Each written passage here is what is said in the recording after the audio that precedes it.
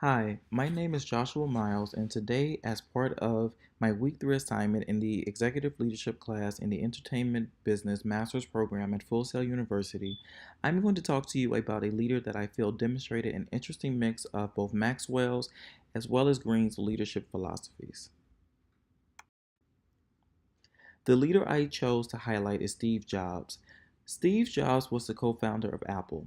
He was the secret ingredient that led to Apple being one of the most successful brands in the world today. I will discuss some of his background to include some of Steve's highest highs and lowest lows in his career. From there, I will focus specifically on his leadership style and how they relate to the laws and principles we have been studying in this course. Stephen Paul Jobs was born on February 24, 1955, in San Francisco, California. He was given up for adoption and was raised by his adoptive parents in Silicon Valley. In 1976, after a concept for a computer logic board designed by his childhood friend Stephen Wozniak was rejected by Hewlett Packard, Jobs and Wozniak started their own business and launched the Apple I logic board. From there, the duo improved upon the logic board, adding additional components. By 1977, Apple Computer Incorporated was created and the Apple II was released to the masses.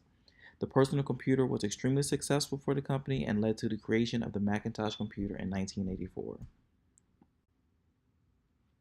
Although the rollout of the Macintosh, Mac for short, was deemed revolutionary at the time and became the standard for event marketing, the product itself was unremarkable and had limited functionality.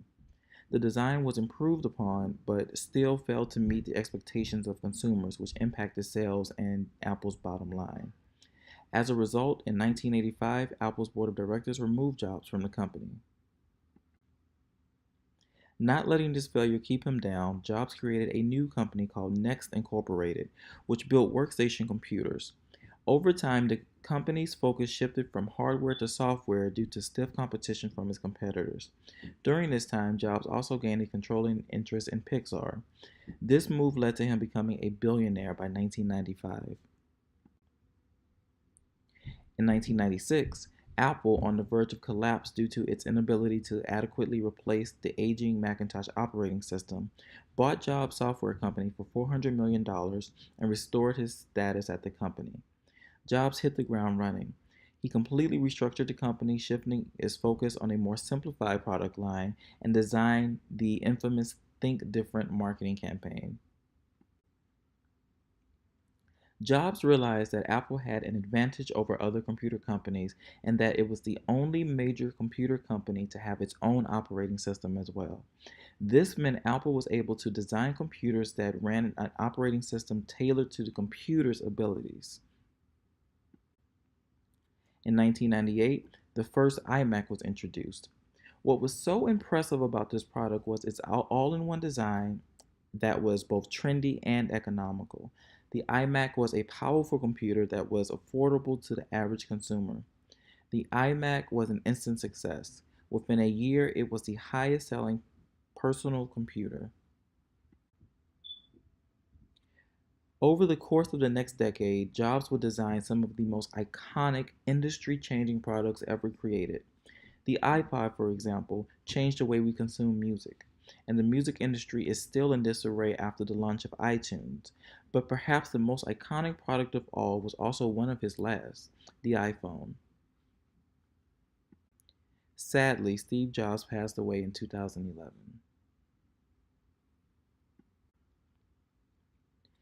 Steve Jobs demonstrated several of Maxwell and Green's leadership philosophies. I am going to highlight a few. The first principle I would highlight is Jobs' problem solving ability. As demonstrated before, Jobs showed throughout his career that he had a unique ability to problem solve not only existing issues and obstacles, but also the ability to foresee future issues and work to resolve them before they arose. The second principle I would highlight is attitude. Jobs had an impeccable attitude. He viewed setbacks as opportunities for growth and innovation, and he never let anything really get him down.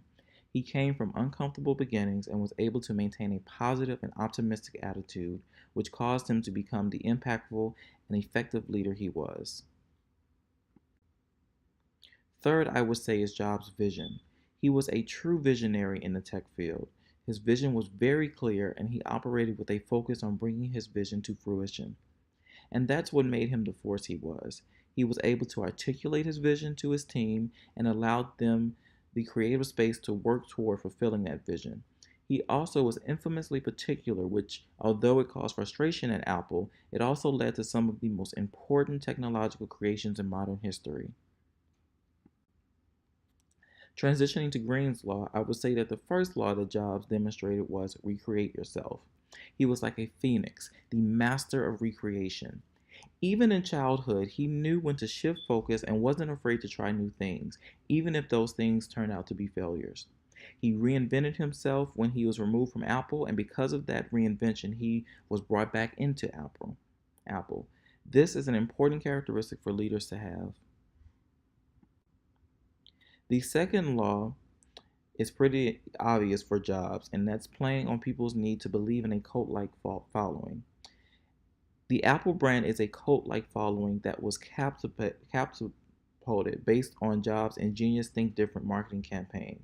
He saw the potential payoff of having consumers buy into the idea of quality over quantity and having an ecosystem of products that were designed to work with each other seamlessly. And we saw how much that paid off for Apple. The third law is crush your enemy totally. Jobs had an historically adverse relationship with Microsoft Corporation. He believed that they were inferior to Apple and was on a mission to prove so.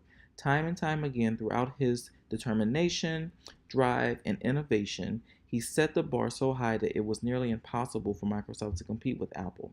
Even years after his passing, Microsoft is still far lacking behind Apple and will probably never have the same cultural impact that Apple has had. This concludes my presentation. Thank you for your attention. Steve Jobs was a leading leader. I believe he was born a leader. He displayed impeccable leadership qualities from a young age, and that leadership quality remained with him throughout his life and career. And the impact of his leadership abilities are felt, admired, and studied now by young leaders striving to reach the levels of success that he enjoyed.